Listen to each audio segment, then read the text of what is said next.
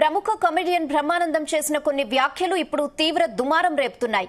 వేదాలు, మను చరిత్ర వంటి ప్రాచీన గ్రంథాల్లో మహిళలను అణిచివేసే భావాలు ఉన్నాయని, వారిని వంటింటికే పరిమితం చేయాలని, చదువుకు దూరం చేయాలని రాసి ఉందని అన్నారు. హిందూ ధర్మం మహిళలను చులకనగా చూసిందని చెప్పారు. ఈ ధోరణి ఇప్పటికైనా మారాలని, మహిళలు అన్ని రంగాల్లోనూ రాణించాలంటే సావిత్రిబాయి పూలే వంటి వారిని ఆదర్శంగా తీసుకోవాలని బ్రహ్మానందం పిలుపునిచ్చారు. బ్రహ్మానందం వ్యాఖ్యలపై తీవ్ర వ్యతిరేకత వ్యక్తమవుతోంది. హిందూ ధర్మం గురించి ఆయనకేం తెలుసని ప్రశ్నిస్తున్నారు. సరిగా అవగాహన లేని విషయాల గురించి మాట్లాడొద్దని హితవు పలుకుతున్నారు.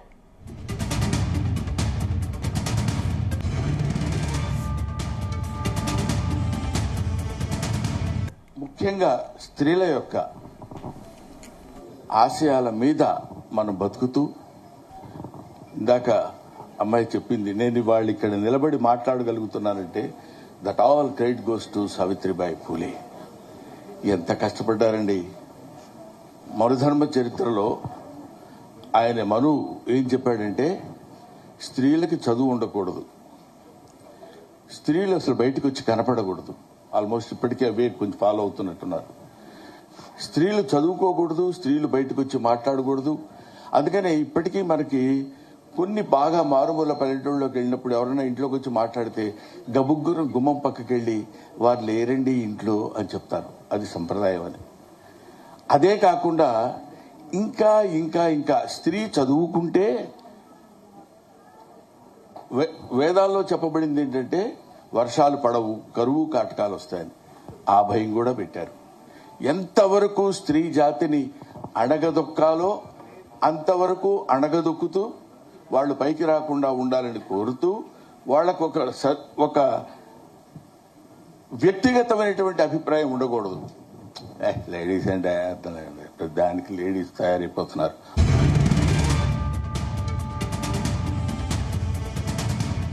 ఝాన్సీ లక్ష్మీబాయి నుంచి నేటి మహిళా సైన్యం వరకు భారతీయ మహిళలు అన్ని రంగాల్లోనూ ముందున్నారని గుర్తు చేస్తున్నారు. ఋగ్వేదం వంటి గ్రంథాల్లో మహిళలకు ఎంతో ప్రాధాన్యత ఇవ్వబడిందని, వేదాల్లో ఎక్కడా మహిళలను చదువుకు దూరం చేయాలని రాయలేదని స్పష్టం చేస్తున్నారు. బ్రహ్మానందం ఇలాంటి వ్యాఖ్యలు చేయడం ద్వారా హిందూ ధర్మంపై అనవసరంగా చెడు అభిప్రాయం కలిగే అవకాశం ఉందని పలువురు అభిప్రాయపడుతున్నారు.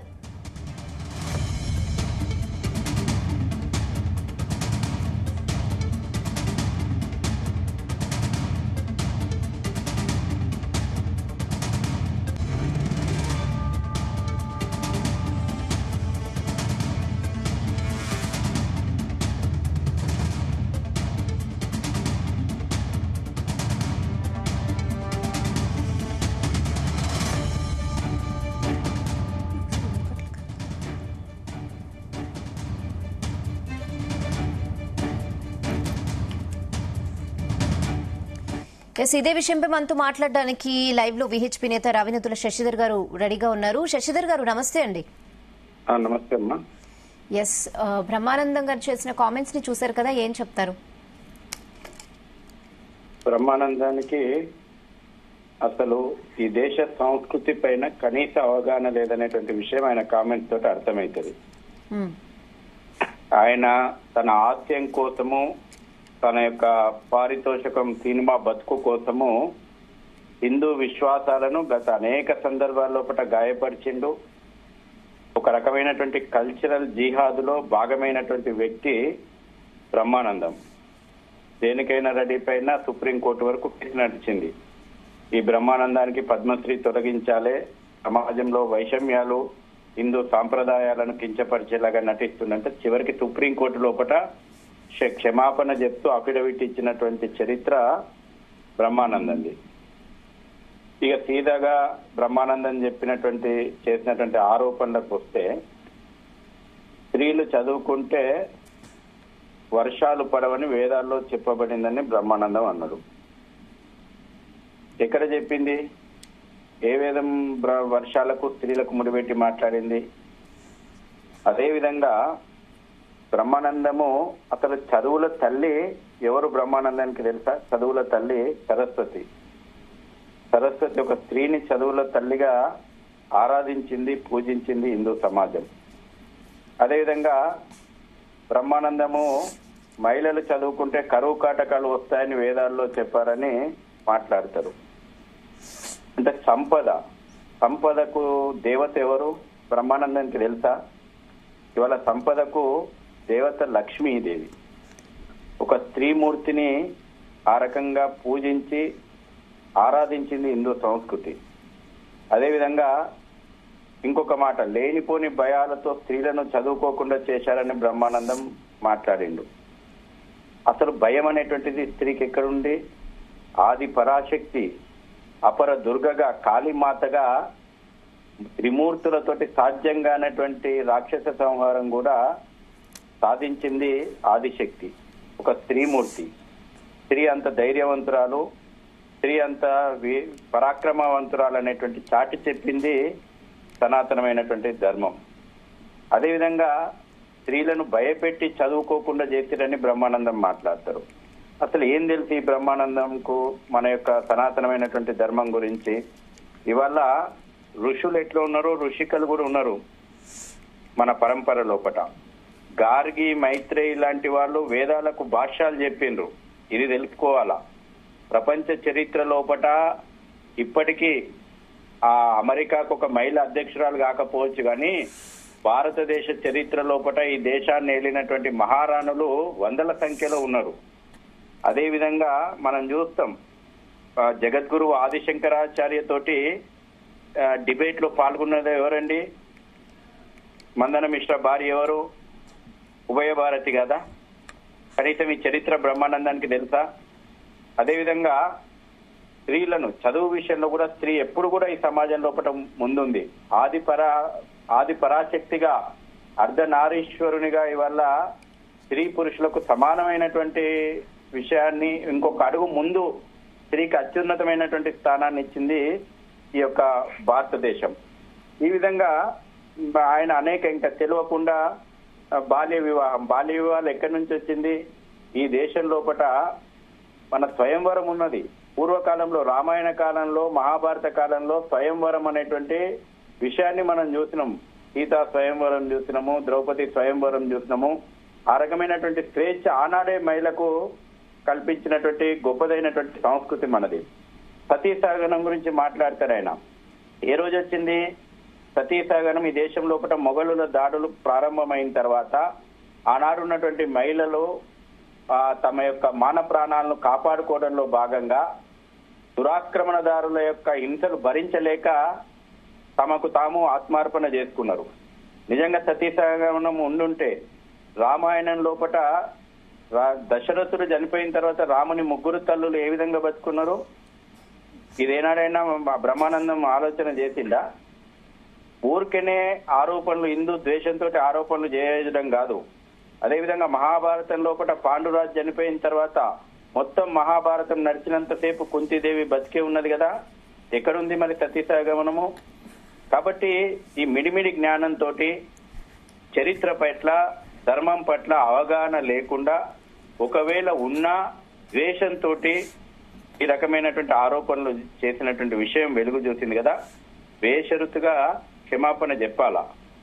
సనాతనమైనటువంటి ధర్మం గురించి కించిత్ కూడా అవగాహన లేని మాటలు మాట్లాడినటువంటి బ్రహ్మానందం బేషరతుగా క్షమాపణ చెప్పాలా. అసలు నీ అపరిపక్వత, నీ యొక్క నవ్వొస్తుంది ఇవాళ నువ్వు మాట్లాడిన చేసినటువంటి కామెంట్లు చూస్తుంటే. ఈ సమాజం లోపల ఈ రోజు కూడా చెప్తా ఉన్నాం మనం, ఈ దేశాన్ని స్వాతంత్ర భారతదేశంలో కూడా ఈ దేశం లోపల అనేక మంది ముఖ్యమంత్రులు అయినరు, ఇవాళ చట్టసభలకు ఎన్నిక కాబడుతున్నారు. ఈవెన్ భారతదేశం నుంచి విడిపోయినటువంటి మతం ఆధారంగా విడిపోయినటువంటి పాకిస్తాన్ లో, బంగ్లాదేశ్ లోపల కాబట్టి అక్కడ కూడా ఇస్లాం రిపబ్లిక్ లో కూడా మహిళలు ప్రధానమంత్రులుగా కాగలిగారు. భారతీయ మూలాలు ఉన్నాయి కాబట్టి, సనాతన ధర్మం ఉన్నది కాబట్టి శ్రీలంకలో కూడా ఇవాళ దేశ అధ్యక్షులు, ప్రధానమంత్రులు కాగలుగుతున్నారు. కాబట్టి గతంలో వేల సంవత్సరాలుగా మహిళా సాధికారిత గురించి ఇవాళ ఎవడో విదేశీ భావజాలంతో ఈ దేశం లోపల ఒక తప్పుడు చరిత్రను, మెకాలే లాంటి వ్యక్తులు రాసినటువంటి చరిత్రను చదువుకున్నటువంటి వీళ్ళు ఇవాళ జ్ఞానం గంతే ఉంటది, గంతకంటే ఎక్కువే ఉంటది. అసలు రామాయణం పట్ల, మహాభారతం పట్ల అవగాహన ఉన్నదా? అన్ని రంగాల లోపల ఇవాళ మహిళా సాధికారత ఉన్నది. అనేక మంది పూర్వకాలం లోపలనే ఇవాళ పోండి, ఇవాళ ఏ ప్రాచీన దేవాలయంలోకి పోండి, శిలల రూపంలో ఇటువంటి మేధావులు పుస్తకాలు చదవరనే ఆ ఓపిక ఉండకుండా రాబోయే రోజుల లోపల రకరకాలైనటువంటి పదార్థాలు ఆలోచన చేస్తారని వేల సంవత్సరాల క్రితమే మన గొప్పతనము, మన సంస్కృతి గొప్పతనము, మన వాళ్ళ యొక్క కంట్రిబ్యూషన్, మన వాళ్ళ యొక్క ఉన్నతి, అన్ని రంగాల్లో మన వాళ్ళు సాధించినటువంటి అభివృద్ధి ఇవాళ శిలల పైన చెక్కబడి ఉన్నది, దేవాలయాల పైన. పోయి ఒకసారి చూసినాం మనం, అప్పుడు అర్థమవుతుంది బ్రహ్మానందకు. పుస్తకాలు చదవకపోయినా ప్రాచీన దేవాలయాలను పోయి ఆ శిలలను ఒకసారి చూసినాం మన. ఈ దేశం ఏంది, ఈ దేశం సంస్కృతి ఏంది, ఈ దేశంలో మహిళ యొక్క స్థానం ఏంది. ఈ రోజు కూడా బ్రహ్మానందం కొడుకు పెళ్లికి కార్డు కొట్టించిండు. శ్రీమతి అండ్ శ్రీ బ్రహ్మానందం అని రాస్తుంటాడు, శ్రీ అండ్ శ్రీమతి బ్రహ్మానందం రాయడు. మన ధర్మం లోపల పురుషుని కంటే ఒక అడుగు ముందు మహిళకే గౌరవం ఉన్నది. కనీస అవగాహన లేనటువంటి మాటలు, అది వాళ్ళ విజ్ఞతకే వదిలేద్దాం. సమాజం ఇటువంటి మాటలను హర్షించదు. ఏదో చీప్ పబ్లిక్ సినిమాలు తక్కువై ఉంటాయి. ఇవాళ నీ చాదస్తపు జోకులకు జనాలు వెతికింది నిన్ను ఆదరించలేకుండా ఉంటారు, సినిమాలు దగ్గుంటాయి. ఇటువంటి వాళ్ళకి సినిమా ఇండస్ట్రీలో ఉన్న వాళ్ళకి ఒకటి చెండాలపు అలవాటు అన్నట్టు. సినిమాలు తగ్గి సినిమాలు లేనప్పుడు ఏదోటి నోరు జారాలా, చీప్ పబ్లిసిటీ కోరుకోవాలా. నోరు జారడానికి హిందువులు అలకగా దొరుకుతారు, ఎందుకంటే పట్టుకొని తన్నారు కాబట్టి. వేరే వాళ్ళని అంటే పట్టుకొని ఉరికిచ్చి బట్టలు ఉడదీసి తంతారు. హిందువులను ఏమైనా అనొచ్చు, భావ ప్రకటన స్వేచ్ఛ, దానికి ఒక తోక తలిగిస్తారు. దేవీ దేవతలను ఏమైనా అనొచ్చు, ఈ దేశాన్ని ధర్మాన్ని ఎంతనైనా కించపరచవచ్చు. ఎందుకనంటే హిందువులు సహనం ఎక్కువ కదా మనకు. బయట వాళ్ళనంటే బట్టలు ఉడదీసి తంతారు కాబట్టి భయం ఒళ్ళు దగ్గర పెట్టుకుంటారు. ఇవాళ ముస్లిం మహిళల గురించి మాట్లాడతారా బ్రహ్మానందం? త్రిపుల్ తలాక్ గురించి మాట్లాడు బ్రహ్మానందం. ఈ రోజుకు బహుభార్యత్వం గురించి మాట్లాడు బ్రహ్మానందం. ముస్లింల మహిళల యొక్క చదువుకు ఈ రోజుకు దూరం ఉన్నారు, దాని గురించి మాట్లాడు. కళ్ళ ముందర ఉన్నాయి. ఇవాళ మహిళకు కనీసం ముఖం చూపెట్టుకునే స్వేచ్ఛ లేదు. వాళ్ళ బుర్కా సిస్టమ్ అమలవుతుంది. మతం ఉన్మాదం ఇవాళ అనేక ఆంక్షలు పెడుతుంది స్త్రీ మీద, ముస్లిం మహిళ స్త్రీ మీద. ఇవాళ బహుభార్యత్వం ఉంది. అనేక మంది ముస్లిం మహిళలు ఇవాళ ఆ యొక్క కోరల నుంచి బయటికి రావాలనుకుంటున్నారు, మాట్లాడరు. మాట్లాడితే అక్కడ తంతరు కాబట్టి భయం. ఇవాళ త్రిపుల్ తలాక్ గురించి మాట్లాడరు, అక్కడ గుర్తురాదు మహిళ స్వేచ్ఛ. లేనటువంటి వాటిని, తప్పుడు చరిత్రలను, తప్పుడు కళ్ళద్దాలు, బ్రిటిష్ ఓడి కళ్ళద్దాల నుంచి, నాస్తికత్వం కళ్ళద్దాల నుంచి, హిందూ వ్యతిరేక భావజాలం కళ్ళద్దాల నుంచి, లేకపోతే మెకాలే రాసిపోయినటువంటి ఆ చూపుడు ధోరణి నుంచి చూసి వీళ్ళు హిందూ సమాజాన్ని ఈ రకమైనటువంటి తప్పుడు అర్థాలతోటి ఆలోచన చేస్తారు. నేను ఛాలెంజ్ చేసి అడుగుతున్నా ఈ బ్రహ్మానందాన్ని, నీవు ఎవరికైనా చర్చకు రా, నీకున్నటువంటి జ్ఞానం పెంచుకోవడానికైనా చర్చకు రా. ఇవాళ నువ్వు సతీ సహగమనం నుంచి మాట్లాడినావు. నేను చెప్తున్నా, రామాయణం మహాభారతమే హిందూ సమాజానికి ప్రామాణికం. ఎక్కడ ఉంది సతీ సహగమనం చెప్పు. వీర పరాక్రమాల గురించి మాట్లాడుతున్నావు బ్రహ్మానందం. కొన్ని వందల పేర్లు చెప్తా, ఒక రాణి చెన్నమ్మ పేరు చెప్తా, ఒక రాణి రుద్రమ చెప్తా, ఒక ఝాన్సీ లక్ష్మీబాయి పేరు చెప్తా. ఈ విధంగా కొన్ని వందల పేర్లు చెప్తా నేను ఈ దేశ చరిత్ర లోపట. ఝాన్సీ గోండు రాణి పేరు చెప్తా, అవంతిబాయి పేరు చెప్తా, కొన్ని వందల పేర్లు వీర పరాక్రమాలు చాటినటువంటి వీరనారి మల్ల పేరు చెప్తా. విద్య గురించి చెప్తావా? వేదకాలం లోపటనే గార్గి గురించి, మైత్రేయి గురించి, ఆ జగద్గురు ఆదిశంకర్లతోటి చర్చకు దిగినటువంటి ఉభయ భారతి గురించి నీకు తెలుసా? అసలు మూడు ప్రధానమైనటువంటి ఇవాళ ప్రభుత్వం లోపల మినిస్ట్రీల గురించి ఆలోచన చేస్తే ఇవాళ రక్షణ రంగానికి దుర్గాదేవి శక్తి మాతృమూర్తి, ఇవాళ చదువుల తల్లి సరస్వతి మాతృమూర్తి, ఇవాళ అదే విధంగా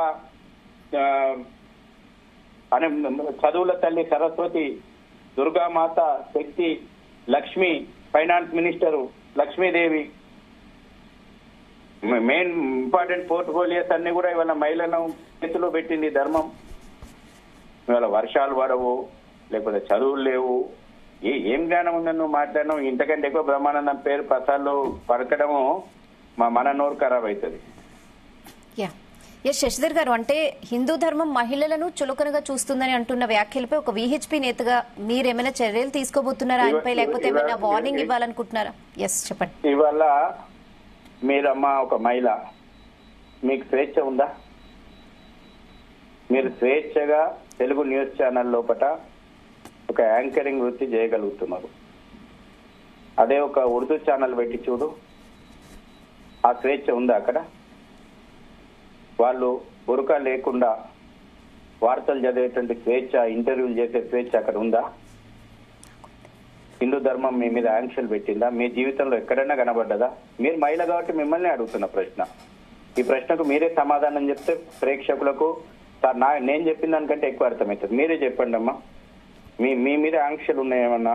మీ పురోగతి విషయంలో కానీ, మీ స్వేచ్ఛ విషయంలో కానీ, మీరు ఎంచుకున్నటువంటి వృత్తి విషయంలో కానీ మీ కుటుంబం ఆంక్షలు పెట్టకపోతేనే, అంటే ఆయన వేదాలు మనుచరిత్ర వంటి ప్రాచీన గ్రంథాల్లో ఉన్నాయి అని చెప్తున్నారు. ఇప్పటి జనరేషన్స్ అయితే అవన్నీ కనీస అవగాహన లేనటువంటి వాళ్ళు ఇవాళ నేను చెప్తున్నాను. రామాయణం గురించి తెలియనోడు చదవనోడు రామాయణం గురించి మాట్లాడతారు. భారతం గురించి తెలియనోడు మహాభారతం భగవద్గీత చదివినోడు దాని గురించి మాట్లాడతారు. ఒక ఫిక్స్డ్ ఎజెండా తోటి మాట్లాడేటువంటి విషయాలు. ఓకే శశిధర్ గారు, థ్యాంక్ యూ అండి.